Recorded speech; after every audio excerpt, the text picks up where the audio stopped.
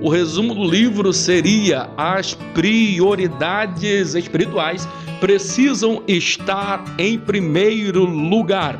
O que significa dizer que eu, na verdade, tenho as minhas necessidades, mas dentro das minhas necessidades eu preciso estabelecer as minhas prioridades, porque se eu não estabelecer as minhas prioridades, eu perco o foco, eu perco a direção, eu fico sem rumo, eu fico sem ter um norte, um balizador que me fará chegar ao final, ao outro lado da jornada, ao outro lado da margem. Eu preciso de um direcionamento, eu preciso de uma bússola, eu preciso determinar aquilo que é urgente, aquilo que é necessário a médio e a longo prazo. Então, o que o profeta está querendo chamar a atenção aqui, e é muito observado no capítulo 1, é que o povo estava vindo agora para se restabelecer na cidade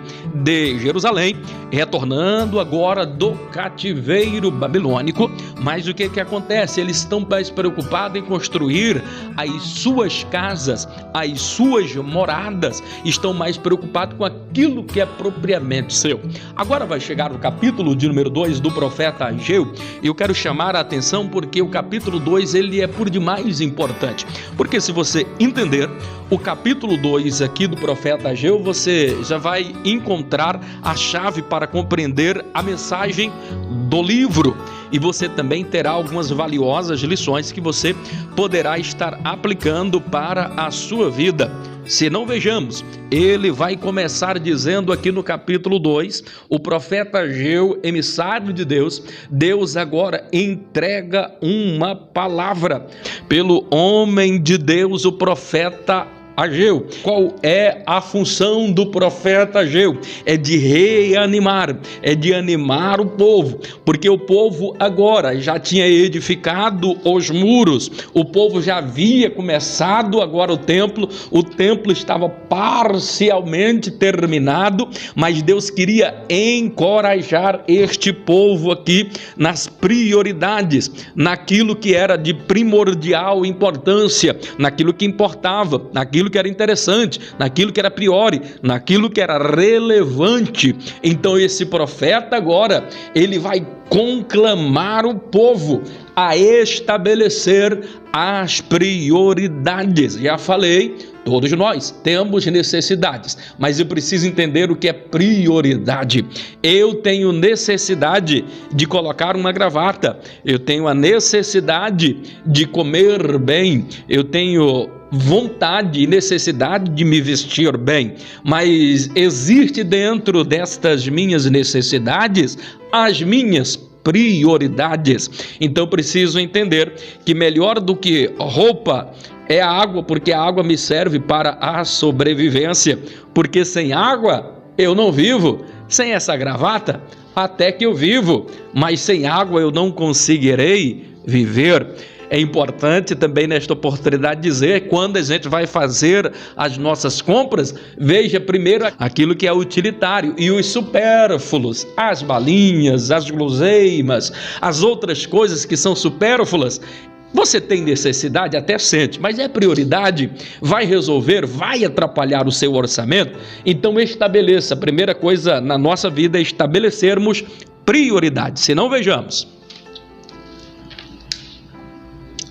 Se não tivermos o devido cuidado em estabelecermos prioridades, vamos ter muitas dificuldades ao longo da nossa vida. Então é importante estabelecermos as prioridades.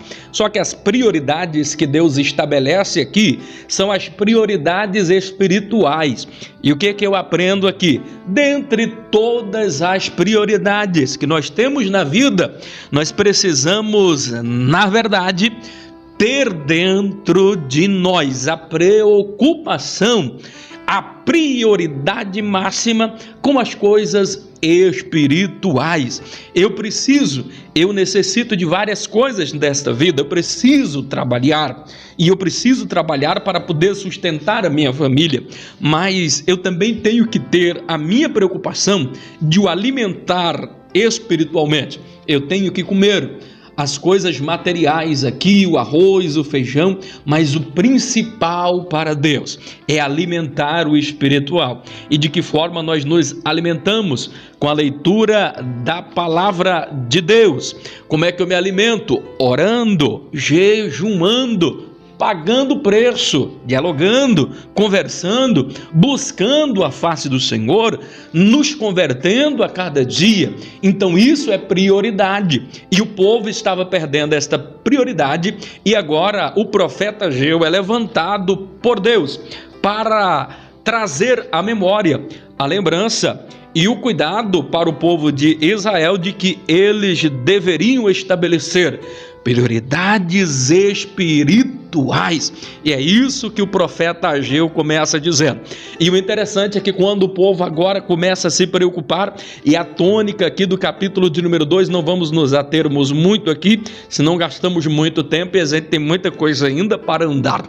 O importante para você entender, e aqui é o capítulo-chave, o capítulo 2, ele vai estabelecer aqui no capítulo de número 2, 3 promessas condicionais, que é de primordial importância. Se você tomar posse destas 3 promessas condicionais, por que eu digo que isso é importante?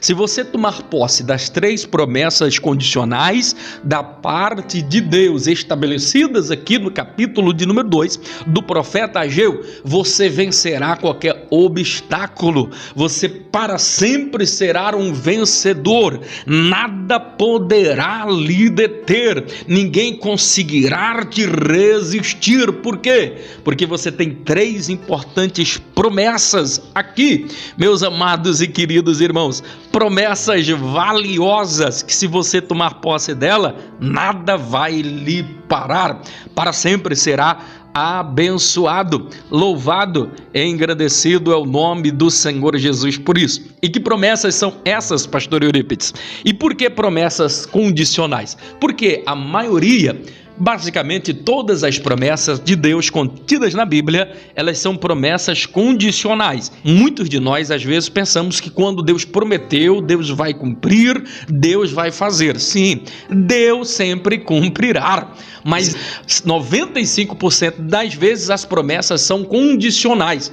Para cada promessa, Deus estabelece uma condição. Ele diz, olha, eu lhe farei isso, eu lhe farei aquilo, porém tu precisa fazer isso e você precisa fazer aquilo. É por isso que muitas pessoas se frustram e dizem, olha, Deus prometeu e Deus não cumpriu. Tenha em mente que a falha está em você e não em Deus. A parte dele, ele está sempre pronto a cumprir, está disposto a nos abençoar. Então as promessas de Deus, elas são invariavelmente, em sua maioria, condicionais. Agora existem promessas e essas vão partir do princípio de Deus que, independentemente de alguém fazer ou deixar de fazer qualquer coisa, elas vão se cumprir. Mas essas promessas, elas já estão estabelecidas na palavra, e uma vez estabelecido na palavra que vai acontecer e assim será, então não há como se revogar isto daí. Então essa não é uma promessa condicional. Mas aqui ele vai fazer 3 importantes promessas condicionais. E quais são elas? Ele vai dizer a primeira, rapidamente aqui só para nós resumirmos. A primeira ele vai dizer, agora ouve, ó Zorobabel, filho de Sealtiel. Ele chama agora todo o povo e ele transmite a mensagem agora para todo o povo, dizendo da seguinte forma, esforçai Zorobabel, filho de Sealtiel, esforçai Josadaque, esforça-te, esforça-se, sumo sacerdote, e trabalhai, porque eu estarei convosco. Agora, para cada promessa que Deus faz, ele estabelece uma condição. Qual é a primeira promessa condicional? É que Deus estaria com eles. Irmão, existe algo mais reconfortante para nós de sabermos que vamos abrir um negócio, que nós vamos estabelecer algumas coisas, alguns desígnios em nossas vidas, e Deus diz assim, olha meu filho, eu sou contigo, eu estou contigo nesta obra, eu garanto, eu estou contigo. Então é a primeira promessa